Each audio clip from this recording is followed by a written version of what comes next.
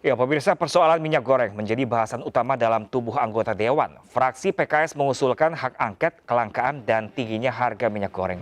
Hak angket bertujuan untuk menyelidiki fenomena polemik seputar minyak goreng yang terjadi di Indonesia saat ini.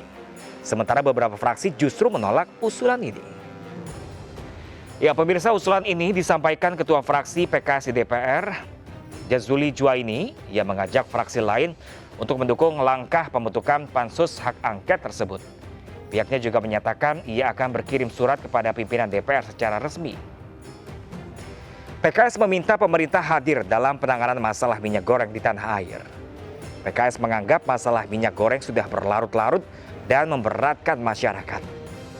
Sementara di sisi lain, beberapa fraksi partai lain dalam DPR justru menolak, seperti PKB, PDIP, dan Partai Golkar. Partai Golkar mengatakan hak angket tidak diperlukan dalam merespon persoalan minyak goreng ini. Wakil Ketua Komisi 6 dari fraksi Golkar, Gede Sumarjaya, menegaskan Komisi 6 bahkan membentuk panja pangan.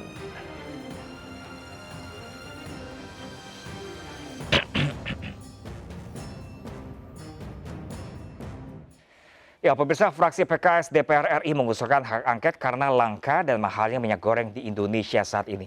Sementara usulan tersebut menuai pro dan kontra dari fraksi lain dalam DPR RI. Nah, pemirsa, ini kita langsung saja kita membahas bersama dengan pada sore hari ini, pemirsa, dengan Bapak anggota Komisi 4 DPR, ada fraksi PKS dari Bapak Andi Akmal Pasludin. Halo, selamat sore Pak Andi. Selamat sore Mas Bram. Ya Pak Andi, ini permasalahan minyak goreng masih belum selesai. Tampaknya nih kalau pemantauan yang terjadi di lapangan dari fraksi PKS itu sendiri, alasannya sebenarnya apa sih Pak mengusulkan adanya hak angket untuk minyak goreng? Baik, terima kasih. Yang pertama, kita melihat masalah ini sudah berlarut-larut ya, dari November. Dan kita tidak tahu kapan ini selesai. Yang kedua, kalau hanya panja di komisi itu terbatas kewenangannya. Kita ingin pansus supaya melibatkan dari berbagai komisi yang ada. Supaya kita bisa mengurai, mencari masalahnya dari hulu ke hilirnya. Misalnya dari sisi penegakan hukum kan Komisi 3 ya. Dari sisi produksinya kan Komisi 4. Dari sisi perdagangannya Komisi 6. Dari sisi industrinya Komisi 7. Jadi menurut kami tidak cukup hanya panja. Kalau panja itu hanya masalah perdagangan. Sementara kalau pansus itu Mas Pram ini melibatkan lintas termasuk Komisi 11 nantinya kita melihat subsidi BPD PKS pada pengelola dana sawit kepada perusahaan-perusahaan ini kita ingin tahu juga. Jadi kalau hanya panja ini hanya seperti pemadam kebakaran. Kita ingin hanya menyelesaikan hanya sepenggal-sepenggal hanya perdagangan, sementara kita tahu ini masalahnya dari hulu ke hilir. Seperti itu. Yang ketiga, kita ingin bahwa kedepannya tidak terjadi lagi masalah seperti ini. Kenapa? Karena ini sangat ironis ya, sebagai negara penghasil CPO terbesar di dunia. Ya. Kita ternyata mengalami kelangkaan minyak goreng. Ini kan memalukan. Dan kita minta juga pemerintah bertanggung jawab. Jangan hanya bisa menghimbau, sudah menerbitkan 7 permendak, tapi tidak dianggap tanda kutip di wibawa pemerintah turun oleh pengusaha-pengusaha. Ini yang kita sayangkan. Oleh karena itu, kami dari fraksi PKS sangat concern ya, ingin mengajak fraksi-fraksi lain untuk bergabung. Bagaimana kita ingin mengurai, mencari solusi agar ke depan bukan hanya masalah minyak goreng, tapi masalah tahu tempe, masalah telur. Kita tahu jangan hanya masalah perdagangannya. Kalau panja itu hanya masalah perdagangan dan itu tidak akan menyelesaikan masalah seperti itu. Nah, Pak Andi ini nggak mau menunggu panja untuk bekerja terlebih dahulu, Pak Andi, mengingat ini kan baru saja akan baru bekerja. Apakah masih meragukan kinerja dari panja itu sendiri? Ya pasti menurut kami tidak cukup panja, karena panja ini hanya perdagangan.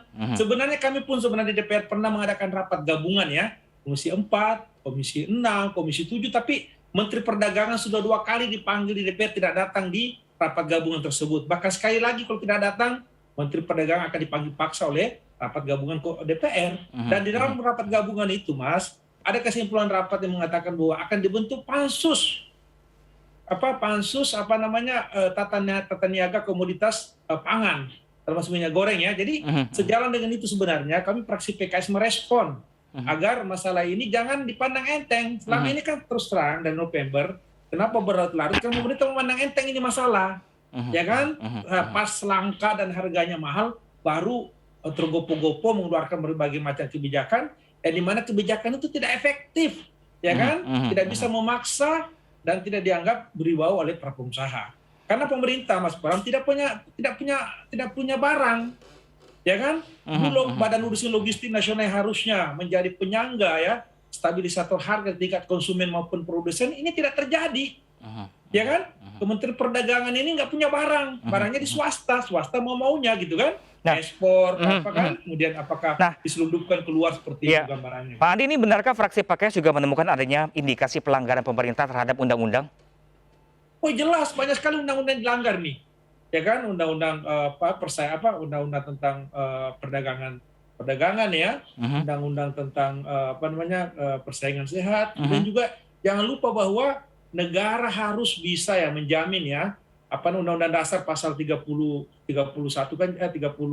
jelas ya bahwa negara harus bisa menjamin ya ketersediaan daripada barang-barang yang dibutuhkan masyarakat. Ini kan sudah 4 bulan nggak tahu kapan bisa selesai nih barang gitu kan. Jadi dari sisi banyak sekali saya kira undang-undang yang dilanggar gitu loh. Dan ini perlu penyelidikan yang mendalam sehingga perlu dilakukan pansus oleh DPR yang melibatkan lintas komisi, lintas fraksi. Ini bukan mencari siapa yang salah.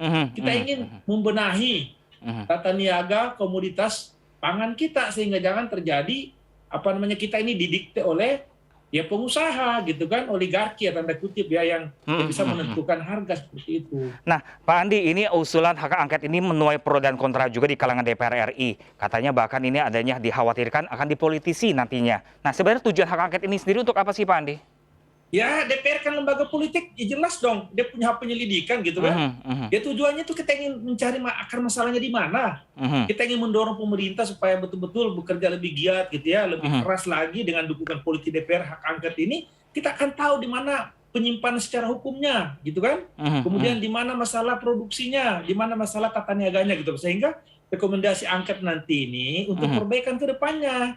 Jadi bukan masalah gaduh tidak gaduh ya namanya lembaga DPR ya gaduh untuk memperjuangkan kepentingannya rakyat kita gitu kan. Seperti itu. Tapi kalau fraksi lain tentu kita ingin mengajak, tapi tentu kita nanti rakyat yang menilai gitu ya. Seperti apa penilaian mereka terhadap partai fraksi-fraksi yang ada di DPR. Yang jelas kami fraksi PKS menilai bahwa pansus angket yang lebih yang lebih berwibawa ya daripada hanya panja. Panja itu hanya satu komisi gitu ya, dan tidak melibatkan komisi yang lintas komisi seperti itu. Nah, Pak Andi, kalau sejauh ini upaya yang sudah dilakukan nih agar mendulang suara untuk usulan ini dikabulkan, apa saja sudah dilakukan, Pak Andi? Kami dari fraksi PKS sudah tanda tangan, ya kami sudah sampaikan ke media tanda tangan kami dan segera akan kita kirim ke pimpinan DPR ya. Kemudian nantinya kita mengajak tentu juga fraksi-fraksi lain. Kemudian nanti kalau memenuhi syarat sesuai dengan Undang-Undang MD3 di DPR tentu akan dilanjutkan nanti untuk didengarkan ya apa alasan utama dari para pengusul hak angket ini. Jadi kita jangan alergi dengan masalah hak angket.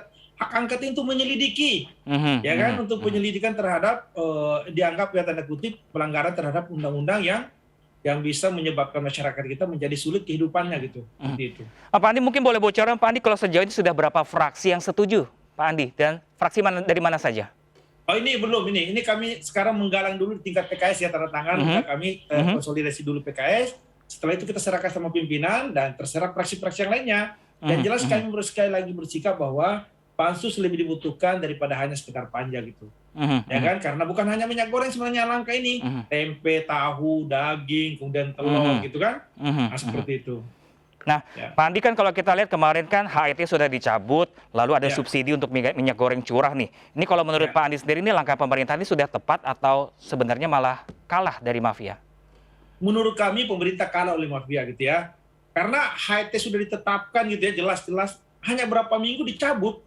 Ini kan berarti ada tekanan dari para mafia ya, ataupun dari para pedagang. Yang lucunya pada saat HET ada, minyak goreng menghilang. Pada saat dicabut, minyak goreng melimpah. Ini kan masalah, berarti ini ada masalah utama bahwa pemerintah dianggap tidak bisa menghadapi para pedagang, oligarki atau mafia-mafia pangan yang selama ini menguasai perdagangan daripada pangan kita gitu. Ini salah satu bentuk daripada ketidakberdayaan gitu ya daripada pemerintah. Karena kebijakan-kebijakan yang diambil itu seakan-akan ya seperti pemadam kebakaran, hanya untuk memadamkan apinya, setelah itu ya tidak ada kelanjutannya dan menyelesaikan secara komprehensif gitu.